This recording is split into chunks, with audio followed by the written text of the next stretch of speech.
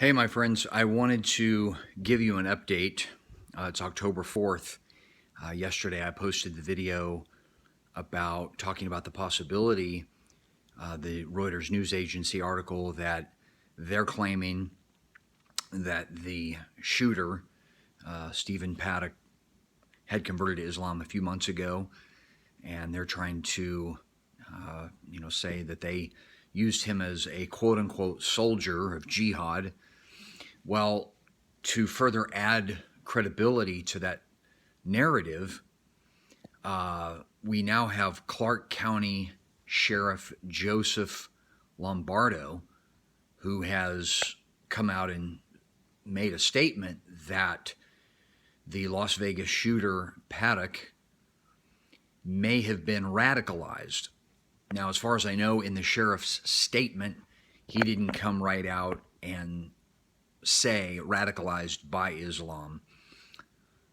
He basically just said, we believe he was radicalized by somebody. And this particular article came out on the Daily Caller,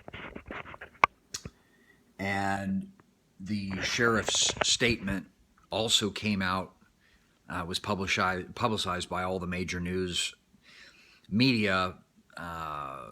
I know Fox News put it up.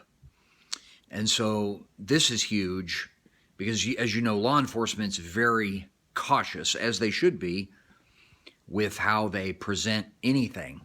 Before they say anything, they want to make sure they have their facts straight. And that's only the responsible investigative way to do it. You have to have your ducks in a row. You can't just flippantly make statements. And so this is Sheriff Lombardo saying we now believe he most likely was radicalized in some way. Something I didn't mention yesterday is that when they finally got to his hotel room, which now the hotel has confirmed he had had at least two rooms, not just one room, on the 32nd floor. I don't know if the second room was adjacent or joining or on a different floor, because I mentioned that there was shooting coming from possibly the 29th floor, the 15th floor, the 10th floor, and now the 4th floor. Some of you, I'm sure most of you have now seen the video of flashes of light that appear consistent with the machine gun fire coming from the 4th floor. So there's all these bits and pieces of information coming out. But we also know authorities say they found a lot of literature in his hotel room related to ANTIFA, which was supposed to be anti-fascist. They're anything but anti-fascist. We know ANTIFA, they are extremely socialist, anti-conservative. So a lot of these violent political rallies that are anti-Trump, they're Antifa rallies, and it's crazy. It's funded by a lot of it's funded by George Soros, and also we now know the Clinton Foundation, or in some way, shape, form, the Clintons and their network has also been a part of supporting and funding Antifa, if not controlling it and organizing a lot of their events. If you've paid any attention to some of the things Hillary Clinton has said since she lost the election, is resisting the new president and helping to lead this whole thing. Now, I am not blaming Hillary Clinton for this situation in Las Vegas. So that is something that we don't know if they had any connection.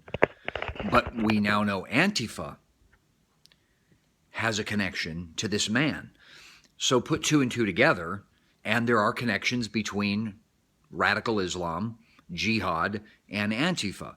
Because birds of a feather flock together. They'll find a common cause. Even if their overall belief system may not necessarily be the same, they become comrades because they have a common enemy. I was also listening to another expert being interviewed, I believe, on Fox News, who has a lot of experience investigating these kinds of things, who was talking about what goes on inside the mind of these terrorist criminals. And they are now understanding in this particular situation, they were this shooter, Paddock, but also the organization that radicalized him, whether it be Antifa, Islam, or a combination of both and more, were specifically targeting conservatives, targeting Christians. We know that I believe it was a minister's wife or daughter that was shot dead. And, you know, the plot thickens. It just, the horror stories continue to come out. My mother texted me yesterday, and they're having their house, preparing to have their house painted in Pismo Beach, California. And she said they were talking with their painting contractor, and one of their crew managers or their crew chief, his sister-in-law was killed in the situation. So it gets extremely real, heartbreaking, enough to, you know, take your heart right out of your chest and leave it pumping across the room on a table. And I don't mean that jokingly. I don't mean that lightly, because there's nothing funny about any of this. My heart is bleeding, as are millions of Americans, because at the end of the day, we're all Americans, regardless of race, color, creed. We all bleed the same red blood, and we are together as one country. But there is a movement within the deep state to try to create scenarios for a civil war. Am I saying there's going to be a new civil war? I'm not saying that, but in a lot of ways there already is. There are too many consistent dots that connect Charlottesville, Las Vegas, and many other places that have had, it's just Las Vegas is on a scale we've never seen before since September 11th. You know, different, but yet there are some similarities.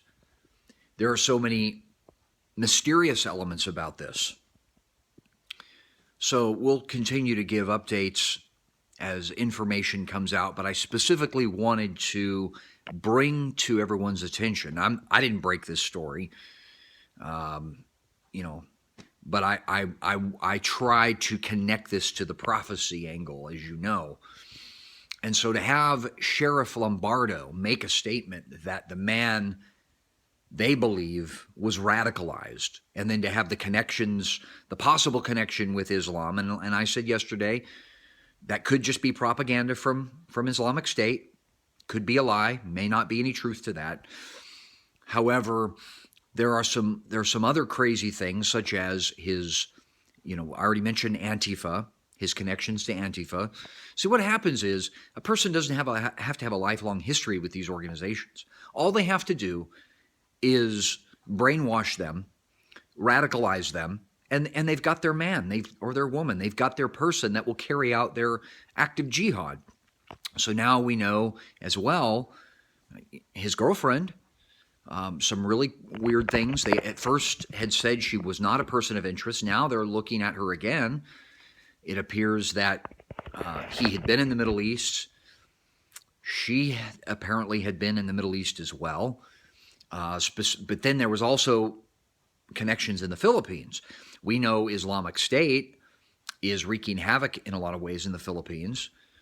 And she had either been to the Philippines or she's from the Philippines.